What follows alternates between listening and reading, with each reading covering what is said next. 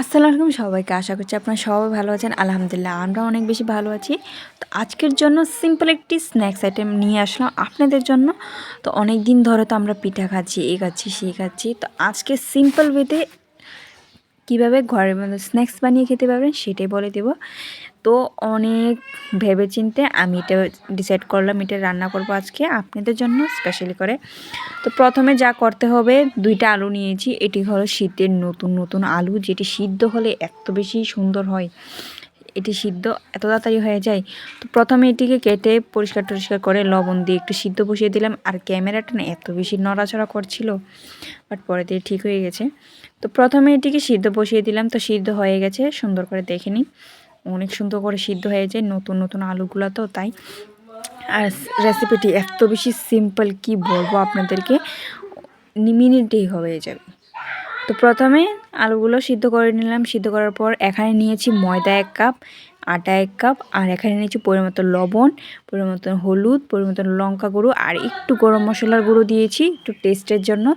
তারপর একটু দিয়ে দিলাম এখানে সিদ্ধ আলুগুলো দিয়ে ভালো করে এটাকে মেখে নেবেন হাতের সাহায্যে। আলুগুলোকে সুন্দর করে ম্যাশ করে নেবেন, তাহলে কিন্তু আলুগুলো মানে আমাদের যে ব্যাটারটা থাকবে এটা অনেক বেশি সুন্দর হবে। তারপর দিয়ে দিলাম ধনিয়া কুচি, দিয়ে এটাকে সুন্দর করে একদম যেভাবে আমরা রুটি বানাই সেভাবে আমরা এটাকে গোলা বানিয়ে নিব। একটু সাদা তেল দিয়ে ভালো করে একটু মসৃণ করে একটি গোলা বানিয়ে নিয়েছি, দেখতে পাচ্ছেন। তো এখন সুন্দর করে এক এক করে এটাকে আমি গোল বানিয়ে নিব।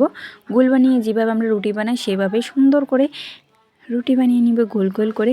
আর কাদের কাদের গোল গোল রুটি হয় সেটা কিন্তু আমাকে অবশ্যই জানাবেন। আমি কিন্তু মশলা দিলে অনেক সুন্দর করে গোল বানিয়ে নিতে পারি। তো এদিকে এক এক করে সবগুলাকে আমি এভাবে, প্রথমটাকে আমি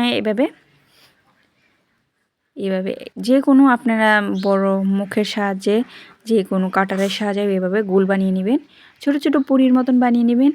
শেষ আর কিছু হতে হবে না, কারণ এটাকে সুন্দর করে এইভাবে রুটি বানিয়ে আপনারা এভাবে গোলা দিয়ে কেটে নেবেন, তারপর হয়ে যাবে। তো এদিকে আমি এক এক করে সবগুলা বানিয়ে নিলাম। এখন তেলটাকে একটু গরম করে তারপর এগুলো এক এক করে দিয়ে দিলাম। দিয়ে সুন্দর করে আপনারা একটু মিডিয়াম ফ্লেমের মধ্যে আপনি এটাকে ভেজে নেবেন হালকা হালকা করে। এটা না পুরো চিপসের মতন লাগে, এত বেশি টেস্টি লাগে না। এটাকে সস দিয়ে বা যে কোনো চায়ের সাথেও খেতে পারবেন। বাচ্চাদের না এটা অনেক বেশি পছন্দ হবে। পুরো বিস্কিটের মতনও লাগে, আবার একটু চিপসের মতনও লাগে, অনেক বেশি পছন্দ করবে তারা। তো আপনারা অনেক সিম্পল ওয়েতে এটা বানাতে পারবেন, অনেক ভালো লাগবে, খেতেও টেস্টি হয়। তো আপনারা যারা যারা আমাদের ভিডিওতে নতুন আছে অবশ্যই কিন্তু চ্যানেলটিকে সাবস্ক্রাইব করে দেবেন নতুন নতুন ভিডিও দেখার জন্য। আর এটি এত বেশি ক্রিস্পি হয়েছিল না, সস দিয়ে খেতে দারুণ লাগছিল। তাহলে আজকে এই পর্যন্ত, ভালো লাইক কমেন্ট শেয়ার করবেন। Thank you for watching.